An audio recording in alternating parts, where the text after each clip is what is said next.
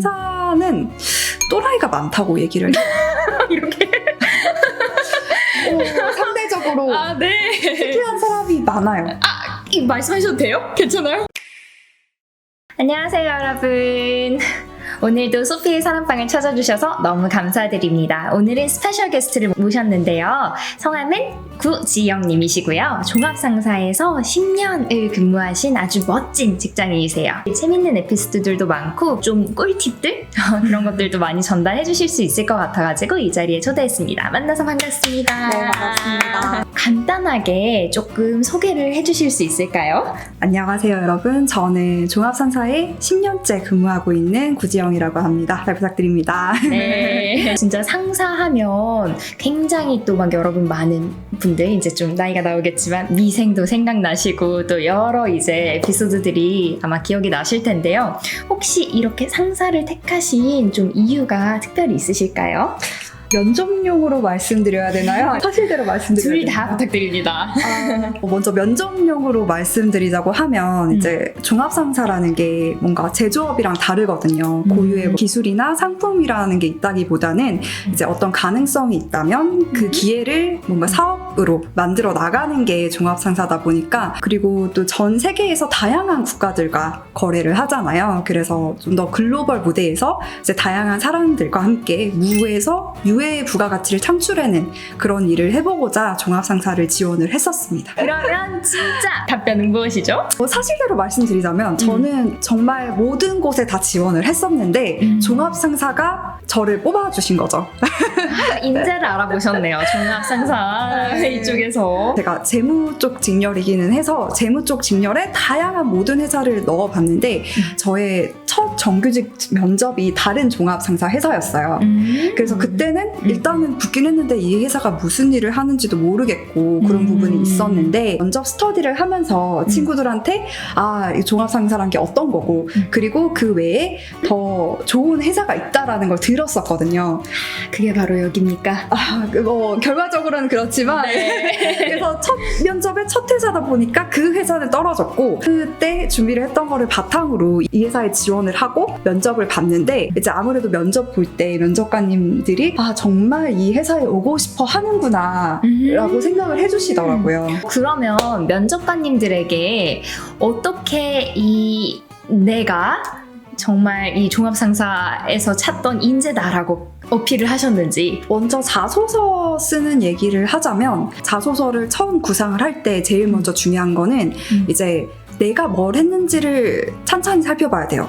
그게 진짜 사소한 거라도 좋아요. 뭐 수업을 들은 거라도 좋고 아르바이트를 한 얘기도 좋고, 실제로 저는 이 회사 면접 준비를 할 때 저는 창의 전형이라 그래서 PPT로 무스펙으로 지원을 했었거든요. 그래서 제가 재무직렬을 지원을 하기는 했지만 당시에는 뭐 제가 뭔가 자격증이 있었던 것도 아니었고 고시 준비를 한 게 아니다 보니까 되게 막막했었는데, 실제로 뭐 교환학생 가서 수업을 들은 거나 이제 카페 아르바이트를 하면서 시제 관리를 한 거라든지 되게 그냥 제가 생각하기에 최대한 모든 걸 담으려고 노력을 했어요. 알바한 것도 쓸 수 있대요, 여러분. 주목해 주시면 너무 좋을 것 같은데요. 가장 중요한 거는 내가 무엇을 했는지를 쭉 나열을 해보고 이 회사에서 뭐를 필요로 할지를 생각을 해서 나열을 해본 다음에 그거를 매칭하는 작업이 가장 중요한 것 같아요. 카페에서 아르바이트를 좀 오래 했었거든요. 그때 이제 뭐 현금 시제 세는 거라든지 사장님께서 아르바이트생들 이제 근무표나 이런 거 정리해서 급여 주실 때 저한테 그런 정리를 좀 맡기셨었어요. 그때부터 잘 하실 것 같은 이 느낌이. 뭐 그런 건 아니지만 여튼 그래서 그런 것도 어떻게 보면은 내가 그렇게 관리를 했듯이 우리 회사에 이런 투자금을 잘 관리를 하겠다, 뭐 이런 식으로 그때 이제 수치를 좀 언급을 했죠. 그 회사 사업 보고서를 들어가서 이 회사의 가장 큰 사업에 그 얼마의 투자금이 들어갔나를 보고 그 금액의 투자금을 내가 잘 관리를 하겠습니다라고 한 적이 있었죠. 네. 또 열심히 일하시다가 또 이렇게 해외 주재원까지 또 이렇게 기회를 또 얻으셨는데, 제가 해외 주재원의 기회를 얻었다고 하기는 조금 애매한 게 그 기간도 되게 짧기도 했고, 어떻게 보면 이제 다들 상사의 꽃은 주재원이라고 얘기를 하지만서도 가기가 되게 쉽진 않거든요. 근데 저는 이제 운이 좋게도 약간 저직급 자격자를 뽑는 포지션이 있었기 때문에, 그리고 마침 뭐 기회가 잘 맞아서 그 선발이 됐었던 부분은 있기는 해요. 겸손하게 말씀하시는 거 아닙니까? 아니에요, 정말 사실입니다. 저는 사실에 근거해서 진짜 열심히 하셨었거든요. 네. 그래서 혹시 어떤 식으로 좀 준비를 하셨는지 좀 같이 얘기해 주실 수 있을까요?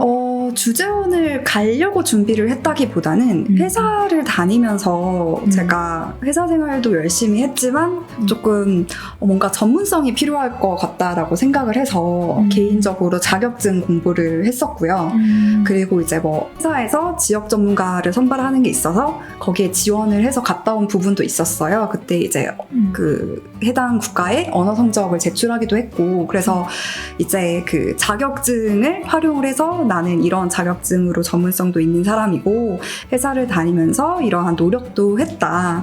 그런 점을 좀 어필을 하려고 했던 것 같아요. 언어 공부도 엄청 열심히 하시거든요. 그래서 제가 알기로는 뭐 영어랑 그 다음에 뭐 러시아어랑 또 다른 영어 또 하시나요? 고등학교 때 제2외국어가 프랑스어. 프랑스어요. 4개국어네요. 어떻게 그렇게 영어 공부든 뭐 언어 공부든 하실 시간을 내실까요? 다른 언어는 차치하고서라도 영어 공부는 약간 평생의 숙제라고 생각을 해요. 왜냐면 이제 저는 이제 완전 국내파여서 제가 한국어는 자연스럽게 나오기는 하지만 영어는 솔직히 되게 어렵거든요. 해외여행을 가서도 쓰일 수 있고 업무에서도 쓰이고 만약에 내가 조금 더 욕심이 있어서 업무를 더 잘하기 위해서라면 좀 더 고도의 영어가 필요하다고 생각을 하거든요. 어떤 일이 있을지 모르잖아요. 예를 들어서 뭔가 내가 기회를 잡고 싶은데 혹시나 영어가 조금 안 돼가지고 그걸 놓칠 수도 있으니까. 맞습니다. 그리고 또 새로운 언어를 배우고 그 나라의 문화를 이해하는 게 재밌기도 하고요. 그래서 열심히 하는 건 아니지만 그냥 꾸준히 놓지는 않으려고 해요. 그게 열심히 하는 겁니다. 직장인들이 얼마나 시간이 없는데 집에 오면은 다들 이렇게 침대가 부르는데 그거를 이렇게 떨쳐내시고 하신 거잖아요. 아닙니다. 예은 씨가 이제 제가 열심히 한다고 하는데 그거는 아니고 저도 누워있다가 가끔씩 이제 누워있다가 제가 언제 수업 신청했는지도 모르는데 알람이 오면 이제 일어나서 그냥 수다 떨고 그 정도로 항상 쓰는 영어만 쓰고 그렇게 하고 있습니다. 지금 상사에서 맡으신 업무가 혹시 어떤 건지 좀 더 자세하게 설명해 주실 수 있을까요? 네, 제가 처음에 입사해서는 무역에 관련되어 있는 일을 오래 했었어요. 그런데 이제 이번 해외에 나갈 기회가 있기도 하고 제가 딴 자격증을 조금 더 활용할 수 있는 기회로 넘어온 게 지금 자원개발 프로젝트의 관리를 하고 있거든요. 네. 그래서 말은 뭔가 있어 보이지만 그 예은 씨가 하는 일이 아니니까 뭐 사실 다 알잖아요. 뭐 그렇긴 하지만 제가 예전에 무역 관리를 할 때는 물론 무역하시는 분들은 영어를 되게 잘하시는 분들이 많으세요. 그런데 이제 관리라는 거는 회사 내 사람들을 관리를 하거나 회사 내 일을 관리를 하다 보니까 실제적으로 제가 영어를 쓸 일은 LC라고 신용장을 볼 때거나 아니면 그 재무제표, Financial Statement를 볼 때 그 정도의 수준밖에 영어를 할 일이 없었거든요. 그러다 보니까 이제 글로벌한 회사에서 글로벌한 경험이 조금 부족하지 않나 이런 생각이 있어서 새로운 팀으로 이동을 했는데 같이 일하는 이제 외국인 직원분들 있고 이러다 보니까 아무래도 메일을 영어로 쓴다거나 이런 기회가 좀 더 많아졌죠. 그러면 상사 다니시면서 어떤 부분 일을 하실 때 또는 어떤 측면에서 되게 좀 재밌다 하고 느끼셨을까요? 상사를 다니면서 제일 재밌는 점은 주로 이제 거래처들이 국내보다는 해외에 있는 경우들이 많아요. 이제 그렇다 보니까 세계 뉴스에 나온 일들이 당장 내 업무랑 직결될 때 오, 짜릿해. 이게 짜릿하지 않고 정말 갑자기 내일 보고서를 써야 되나 근데 이거는 어떻게 해야 되나 보고서 쓸 거리가 좀 더 많아지는 거예요. 이게 짜릿하고 즐겁다. 그렇죠. 그 어떤 방법으로 할 수 있죠. 네. 그러면 상사를 지원하려고 하는 이 꿈나무 친구들이 많잖아요. 혹시 그런 꿈나무들을 만나신다면 어떤 이야기를 해주고 싶으신지. 상사를 아시는 분이 많지는 않아요.